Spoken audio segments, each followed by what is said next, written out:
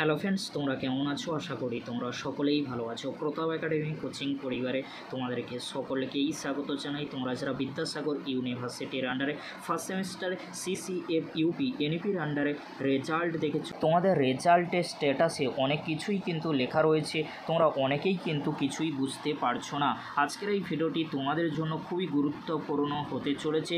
কাদের পরীক্ষা কখন হবে তোমাদেরকে বলে রাখি। ফার্স্ট সেমিস্টারে কাদের সাপ্লি এসেছে, কারা পাস করে গিয়েছো, কাদের এসজিপিএ ভালো এসেছে, সমস্তটাই আজকের এই ভিডিওতে এক্সপ্লেন করে দেবো। চলো বেশি দেরি করব না, তাহলে শুরু করা যাক। প্রথমে তোমাদেরকে বলে রাখি, তোমাদের যাদের রেজাল্টে এসকিউ এসেছে, এসকিউ অর্থাৎ সেমিস্টার কোয়ালিফাইড হয়ে গিয়েছো, অর্থাৎ তোমাদের এসজিপিএ গ্রেড পয়েন্ট কিন্তু একটি লেখা রয়েছে।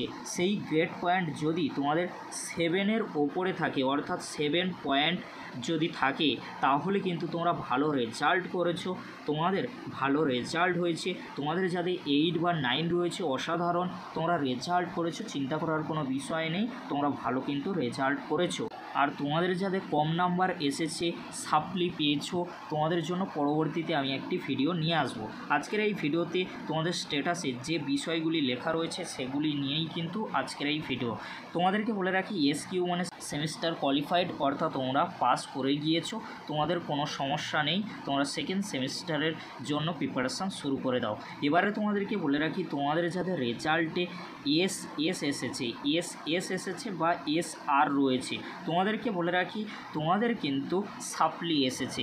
এস মানে সেমিস্টার সাপ্লি, আর মানে সেমিস্টার রেগুলার সাপ্লি, অর্থাৎ তোমাদেরকে বলে রাখি তোমাদের যাদের এসেছে, তোমাদের কিন্তু সেমিস্টারে ব্যাগ এসেছে, তোমাদের এসজিপিএ গ্রেড পয়েন্ট কিন্তু থাকবে না।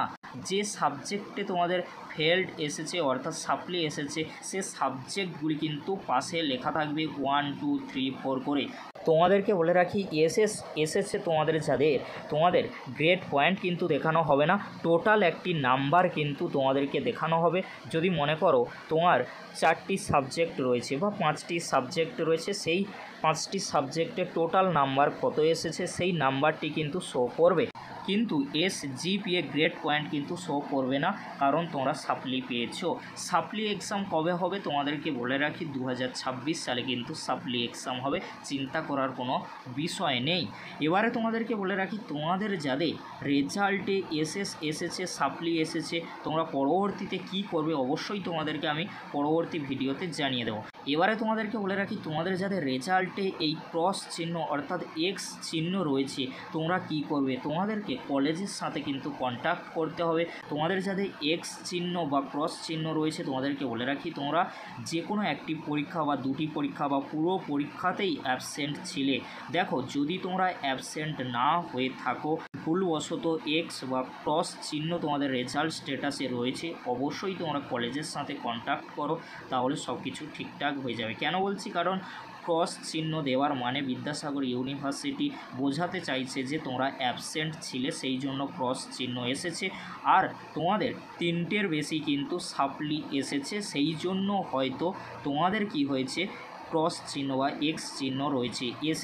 কটি দেওয়া হয়, 2টি বা 3টির বেশি যখন হবে বা পুরো সেমিস্টারে যখন তুমি ফেল করবে, তখন কিন্তু প্রত্যেকটি পেপারে যখন তোমার ফেল রয়েছে বা অ্যাবসেন্ট ছিল, তখন কিন্তু ক্রস চিহ্ন দেওয়া হয় ইউনিভার্সিটির রুলস অনুযায়ী। কারণ ইউনিভার্সিটির এই ক্রস চিহ্ন এসকিউ আর সম্বন্ধে কিন্তু বলা রয়েছে, তোমরা পারলে দেখে নিতে পারো, কিন্তু আমি তোমাদেরকে বুঝিয়ে দিলাম যাতে তোমাদের কোনো অসুবিধা না হয়। এই ছিল গুরুত্বপূর্ণ একটি আপডেট। তোমরা যারা চিন্তায় ছিলে যে ক্রস চিহ্ন পেলে কি হবে, এসকিউ পেলে কি হবে, আর এস পেলে কি হবে, আশা করি তোমরা আজকের এই ভিডিওর মাধ্যমে সমস্ত কিছু জেনে নিয়েছো। যদি ভিডিওটি হেল্পফুল হয়ে থাকে, অবশ্যই ফ্রেন্ডদের কাছে বেশি বেশি করে শেয়ার করে দিও। আজকের এতটুকু, পরবর্তীতে দেখা হচ্ছে নেক্সট ভিডিওতে। ভিডিওটি দেখার জন্য তোমাদেরকে অসংখ্য ধন্যবাদ।